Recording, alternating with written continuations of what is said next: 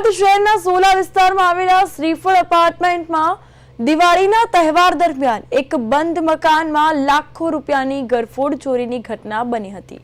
આ ઘટનામાં ચોર દ્વારા રોકડ, દાગીના સહિત કુલ 7 લાખ રૂપિયાથી વધુની મત્તાની ચોરી કરવામાં આવી હતી।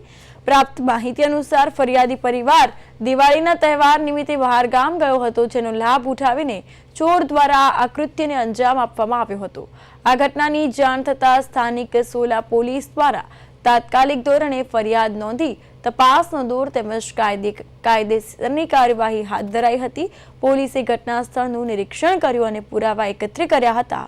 સાથે જ આસપાસના જે વિસ્તારો છે ત્યાં પૂછપરછ હાથ ધરવામાં આવી હતી અને પોલીસ તપાસ શરૂ કરાઈ હતી।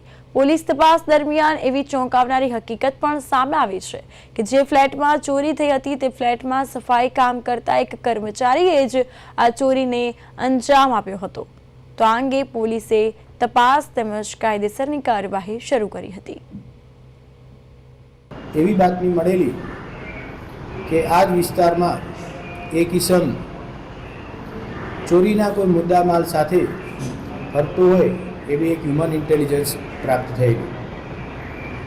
બાતમીની ખરાઈ કર્યા બાદ જગ્યા ઉપર પહોંચતા ઉપરોક્ત વર્ણનવાળો માણસ મળી આવેલ, જેને તર્કબદ્ધ રીતે અલગ અલગ પદ્ધતિથી પૂછપરછ કરતા પોતે જે ચોરી કરેલી એ કબૂલી હતી।